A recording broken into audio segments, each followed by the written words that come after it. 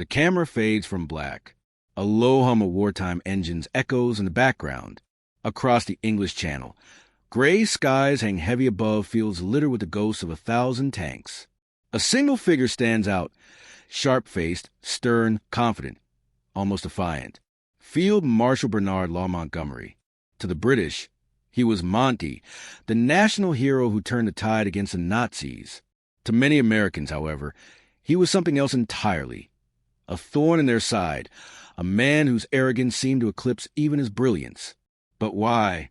Why did the Americans, allies fighting the same brutal war, harbor such deep resentment toward one of Britain's most celebrated generals? To understand this uneasy relationship, we must rewind to the darkest days of World War II, the summer of 1942. The Allies were faltering. German panzers tore through North Africa. Rommel, the Desert Fox, was winning battle after battle. Britain's morale was sinking fast. Then came Montgomery, short, intense, brimming with discipline and conviction. He arrived in the desert like a thunderclap. Within weeks, he reorganized the battered Eighth Army, restored their confidence, and gave them a single message: we will stand and fight here. When the Battle of El Alamein erupted in October 1942, it was Montgomery who led Britain's first major land victory of the war. Winston Churchill declared, "Before Alamein, we never had a victory. After Alamein, we never had a defeat." To the British people, Monty was the savior of the empire. But across the Atlantic, the American generals were not so enamored. They respected him, yes, but they did not like him. Part of it was personality. Montgomery was precise, rigid, almost painfully proud. He didn't just believe he was right. He knew he was right, and he didn't hesitate to tell anyone, including the Americans. He once described himself as a man who will not be denied. That confidence made him formidable on the battlefield and infuriating in the conference room. When the Americans entered the war in force in 1942 and 1943, they brought a different energy, brash, fast-moving, eager to prove themselves. Generals like George S. Patton and Omar Bradley embodied that aggressive spirit. They believed in speed, flexibility, and initiative. Montgomery, by contrast, was cautious, deliberate, and methodical. He planned every operation to the finest detail and refused to move until he was absolutely certain of success. To him, war was a chess game, not a gamble. To the Americans, it was a race against time and blood. The tension began in North Africa. After El Alamein, Montgomery's Eighth Army began pushing west, driving Rommel toward Tunisia. From the other side of the continent, the newly arrived American forces under Patton and Eisenhower advanced eastward from Morocco and Algeria. They were supposed to converge, squeeze the axis from both sides, and end the North African campaign. But the coordination was messy. The Americans, inexperienced and still learning the brutal realities of modern warfare, suffered early setbacks, particularly at the Battle of Kasserine Pass in February 1943, where Rommel's veteran troops outmaneuvered them. Montgomery's reaction was sharp and cutting. He lectured the Americans on discipline and planning. In his reports, he implied that if only they had followed his methods, they wouldn't have been beaten so badly. The tone did not sit well in Washington. Behind closed doors, American officers began calling him the Little Corporal, not as a compliment, but as an insult, a dig comparing him to Napoleon. Patton, fiery and proud, despised Montgomery's condescension. He once said, "I hate his guts." Bradley found him arrogant and overbearing. And Eisenhower, the supreme commander trying to hold this fragile alliance together, walked a diplomatic tightrope, constantly mediating between Monty's meticulous plans and the Americans' impatience to move. Yet, despite the friction, Montgomery's record spoke for itself. In Sicily, in Italy, and later in France, he led his troops with remarkable precision, but each victory seemed to come with a dose of drama. When things went well, Montgomery claimed credit. When they didn't, he blamed others, often the Americans. At the same time, British newspapers idolized him, portraying him as a mastermind of Allied strategy, often downplaying American contributions. This media bias deepened the resentment. To many American soldiers reading headlines from London, it felt as if their sacrifices were being overshadowed by one man's ego. Still, Montgomery's influence grew. By 1944, as the Allies prepared for the greatest invasion in history, D-Day, he stood beside Eisenhower as one of the chief architects of Operation Overlord. He was in charge of all ground forces during the initial stages of the invasion. It was an enormous responsibility, and he knew it. In briefings, Montgomery exuded absolute confidence, declaring that the Allies would drive through Normandy, seize within days, and then sweep across France. The Americans admired his composure, at first, but when the plan faltered, when can resist it for weeks, when casualties mounted, whispers began again. Had Montgomery overpromised? Was his cautious approach slowing down the entire Allied advance? The resentment wasn't just military. It was cultural.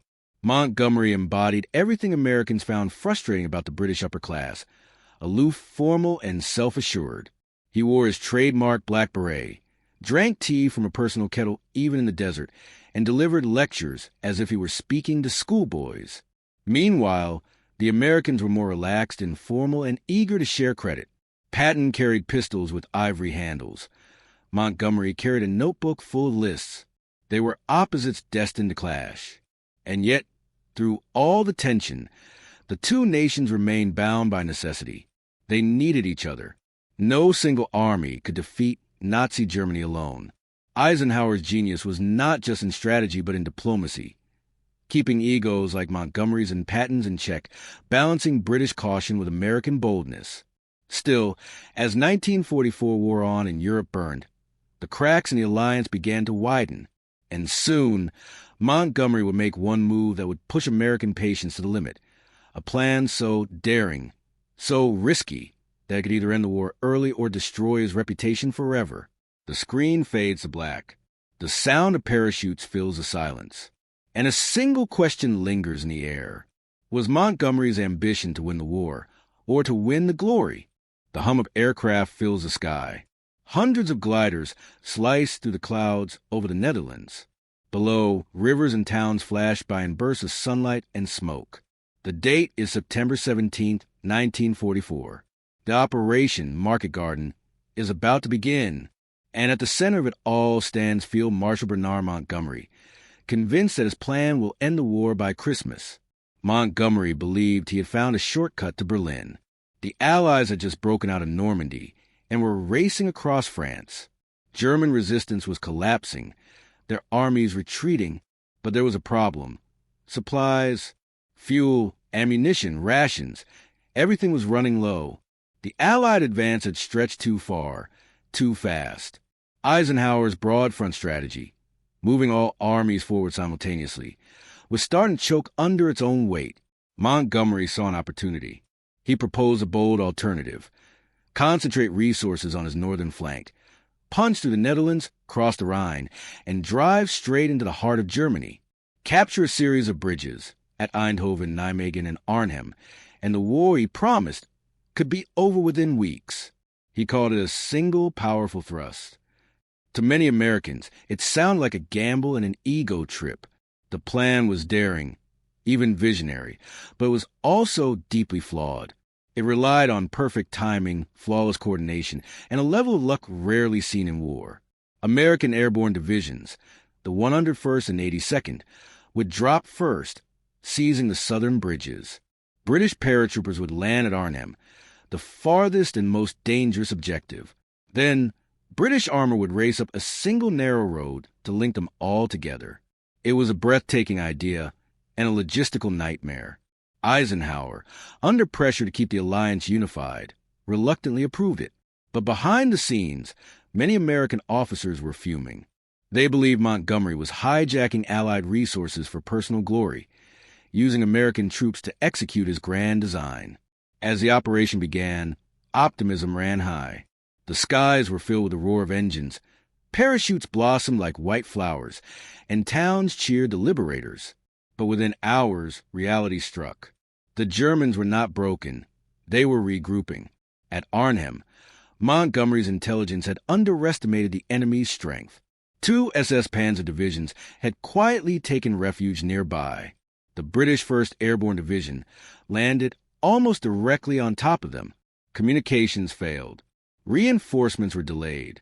The single supply road, the lifeline of the entire operation, became a deadly bottleneck. American and British forces fought bravely, holding their positions against overwhelming odds. But the plan was collapsing. After 9 brutal days, Arnhem fell. Thousands were dead or captured. The dream of ending the war by Christmas evaporated. In London and Washington, the reaction was swift and bitter.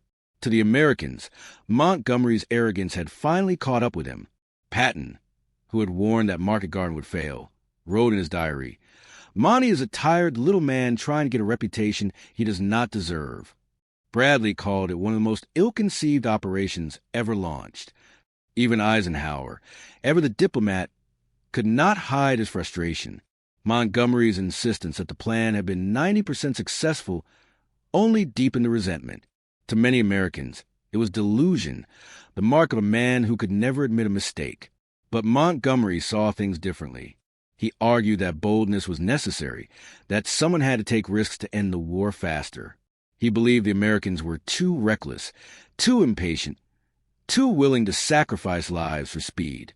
In his mind, Market Garden was a noble failure, proof that he was willing to fight decisively, even if the odds were slim. And yet, his critics pointed out that the failure cost over 17,000 Allied casualties and prolonged the war by months. For many Americans, that was unforgivable. Tensions reached their peak in late 1944. The weather turned cold. The Allies stalled along the Siegfried Line. Then, in December, the Germans struck back, launching a massive surprise attack through the Ardennes. It would become known as the Battle of the Bulge. For the first time, the American lines buckled under pressure. Entire divisions were surrounded. Eisenhower rushed to respond, and reluctantly placed the northern sector of the front under Montgomery's temporary command. It was a decision born of necessity, not affection. The Americans needed unity of command, and Monty had experience organizing defensive battles. To his credit, Montgomery stabilized the situation. He regrouped shattered units, coordinated reinforcements, and helped turn the tide. But when the battle ended, the old patterns returned. Montgomery held a press conference and declared that his handling of the situation had saved the Americans from disaster. The statement hit like a grenade. Across American headquarters, tempers exploded. Patton raged. Bradley refused to speak to him. Even Eisenhower, usually calm, nearly removed him from command.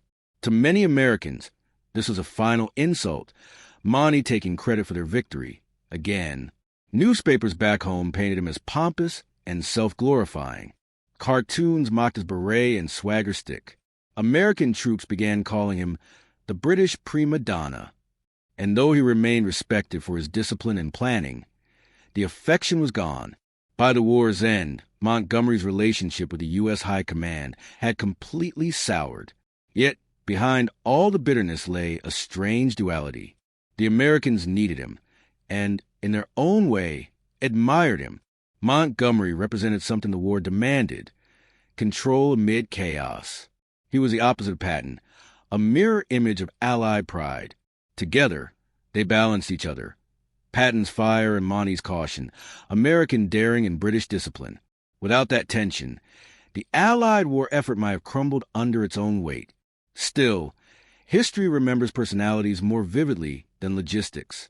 Montgomery's tendency to lecture, to boast, to rewrite the narrative in his favor, ensured that his legend would always be complicated.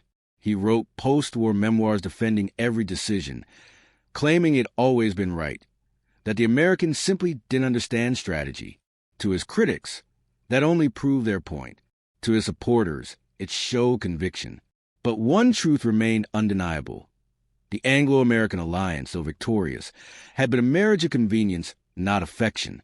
In the smoky ruins of Europe, as soldiers returned home and flags came down, the question lingered: was Montgomery the misunderstood genius of the war, or the arrogant general who nearly broke the alliance that won it?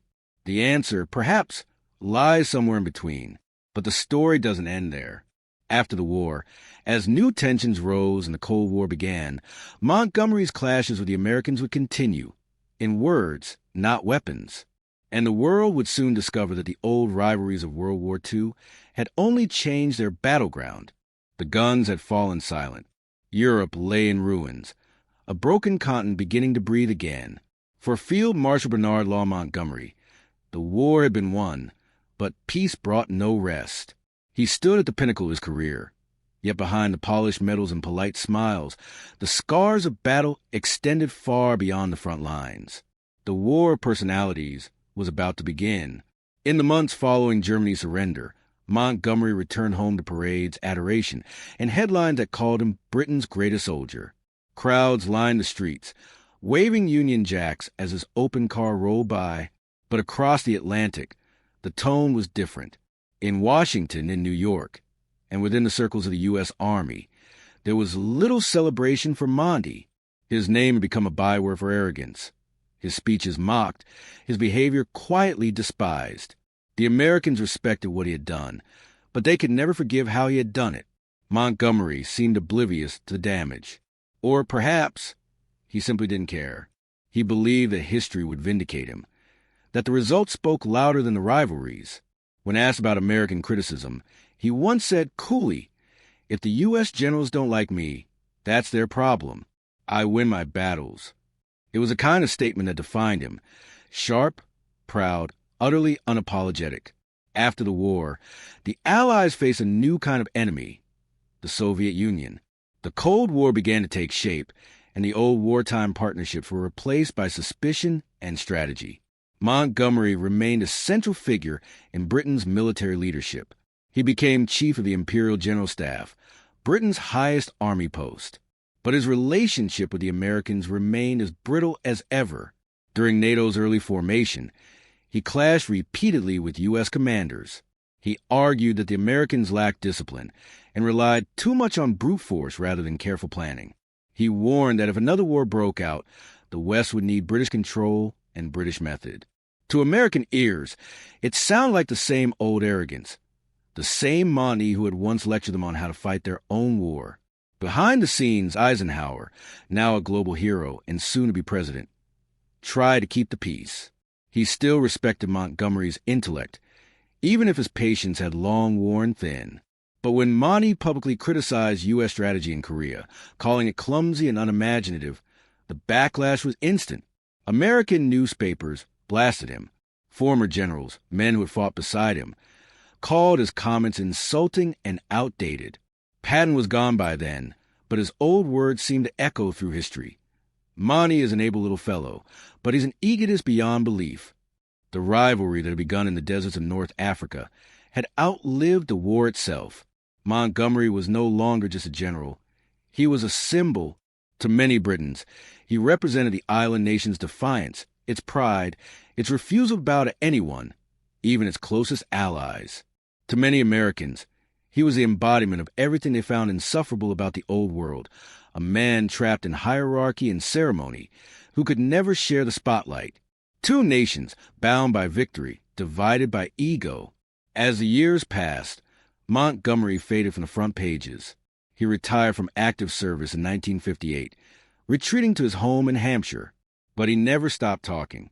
He wrote the memoirs of Field Marshal Montgomery, a sprawling account of war and of himself. It was vintage Monty, detailed, disciplined, and fiercely opinionated. He praised British planning, minimized American improvisation, and defended market garden to his last breath. When the book hit American shelves, it reignited the old resentment. Reviewers accused him of rewriting history, of taking credit for victories that belonged to others. Omar Bradley, by then retired and revered, called Monty's version of events a masterpiece of selective memory. But there was another side to Montgomery, one that the public rarely saw. In private, he was lonely, awkward, and almost childlike. He had few friends. He lived simply, spent hours writing letters, and kept meticulous records of everything. He had dedicated his entire life to control, and control had cost him human warmth. His subordinates respected him, but few loved him. Even in old age, his pride never softened. When asked late in life if he regretted how he treated his American allies, Montgomery smiled faintly and said, "They never understood me." And perhaps that's the truth at the heart of it all. The Americans didn't hate Montgomery because he was British. They hated him because he reminded them of what they weren't. He was a cold perfectionist in a war that demanded improvisation. He was the planner among gamblers, the lecturer among doers. He fought with rules in a war that rewarded instinct. In a strange way, their rivalry made them stronger. Patton's fury driving speed, Monty's caution preventing chaos, Eisenhower balancing them both. The friction was never comfortable, but it was productive. Without it, the Allied victory might not have come at all. By the time Montgomery passed away in 1976, the world had changed beyond recognition. The empire he had fought for was gone. The American dominance he once resented had become global. But in the end, history offered a quieter, more complex verdict. He was no hero without flaws, no villain without purpose. He was a man who stood still when others rushed, who believed that caution could be courage, and who never doubted that discipline, not daring, would win the day. In museums and history books, his beret sits behind glass, a small black symbol of an enormous personality. To walk past it is to remember not just a soldier, but an argument, the eternal clash between pride and partnership, between allies who never quite saw the world the same way. So, why did the Americans hate Bernard Montgomery so much? Perhaps because they saw in him a reflection of themselves, stubborn, ambitious, unwilling to yield. Perhaps because wars, even when won together, are fought in the shadows of ego. Or perhaps because Montgomery refused to be loved on anyone else's terms. The screen fades to gray. Footsteps echo on stone. A single voice, calm and distant, breaks the silence. In war, Montgomery once said, there is no substitute for victory. And perhaps that was his curse, that for him, victory was never enough.